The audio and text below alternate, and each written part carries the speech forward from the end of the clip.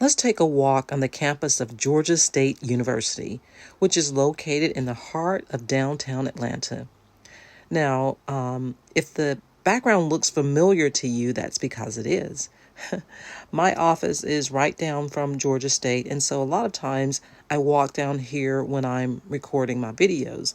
But usually I'm going down to the courthouse, or at least in that direction. But today I'm going to go the opposite direction and head down to the campus. So let's take a look at Georgia State University while I share 13 phrases that help to shut down gaslighting. Now, I told you about gaslighting in a previous video. Gaslighters use lies and half-truths to manipulate and confuse you. They'll try to deny things that they've said or done and try to make you think you're crazy, that you're crazy for remembering things exactly as they happen. And it's, it can drive you crazy. But you know what? You can get ahead of this. You can keep a journal of what the gaslighter says and does, because they're going to change things. So just quietly start writing down, taking notes of conversations, so that if nothing else, you can check back and you don't have to doubt your sanity because you've taken notes. Another thing you can do is recognize that gaslighters that gaslighters rely on your silence to continue their manipulation. And, I'll be honest, that was something that I really had a bad habit of doing, not calling them out. So for me, I would think to myself, like, am I going crazy or is it just me? But I wasn't verbalizing anything. I just kind of think, and let it go. But the problem with that is that's what allows them to keep going. If you call them out, you'll shut them down. So don't let the gaslighter get away with their manipulation. Speak up and assert yourself, and it'll stop. So anyway, here are 13 phrases that you can try using to shut down gaslighting. Depending on your personality, some might work for you, others might not. But let's get into it. Number 1, you can simply say, we don't see things the same way. My reality is my reality, and your reality is your reality. You're not arguing with them. You're just saying, you know what? It's like saying we agree to disagree. But you are not letting them convince you that what happened didn't happen. Number 2, I appreciate that that's how you remember it. That's probably one of my favorite ones. It's a little sarcastic. Number 3, I know that's not true. And that one's really direct, but again, just depends on your personality. And if you are really firm that things happen the way they happen, that's a good one. Number 4, I trust my own instincts. Number 5, and this is another one of my favorites. Okay. Yep. Just that 1 2-letter word. Okay.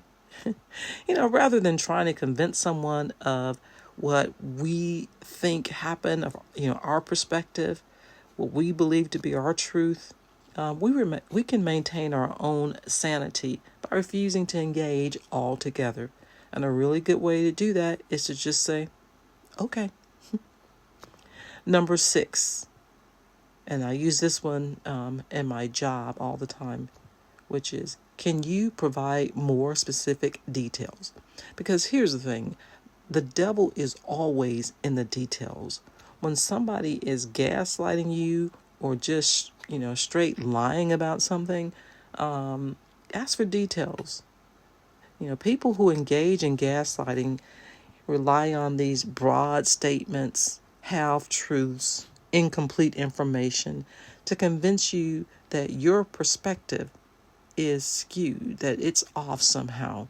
But when you drill down and tell them, let's get into the facts. Let's just talk about the facts. What exactly are you saying? It causes a real problem. I can't keep up with that. Number 7, that's interesting. I'd like time to think about it. And this gives you some time. It buys you time to step away from the situation so you can formulate your thoughts, so you can decide exactly how you want to respond. If you don't like being pressured, just that's interesting. I'd like time to think about it. And I don't know, how do you argue with that? You're just asking for time to reflect on what's been said, and you tell them you want to formulate your own thoughtful response. You don't have to tell them that. That's what you want to do, and that statement is enough to make that happen. Number 8, just because you don't see things the way I do doesn't mean I'm wrong. And that's a very true statement. Number 9, I need to take a break from this conversation. I don't feel like we're communicating effectively, and I need time to process my thoughts and feelings. That's very similar to the one that I mentioned before, because it buys you time. It allows you to step away from the situation without engaging, without disagreeing. It maintains the status quo. All you're saying is, I need to step away from this, and we can circle back later. Number 10, I know what I experienced. Not much more to add to that. It's very direct. And, I will say that you'll probably get some argument with that one. But, again, just depends on your personality and what you're comfortable with. Number 11, you don't get to tell me how I feel. And that's a really good one. That's at work, or I guess all of these can apply outside of work as well. People can tell you a lot of things, but no one can tell you how you feel. Number 12, that's your version. I know my truth. So again, what you're doing is allowing them to say and feel and believe and remember whatever they want to remember, while holding steadfast about you knowing what your truth is. And finally, number 13, trying to confuse me doesn't change what happened.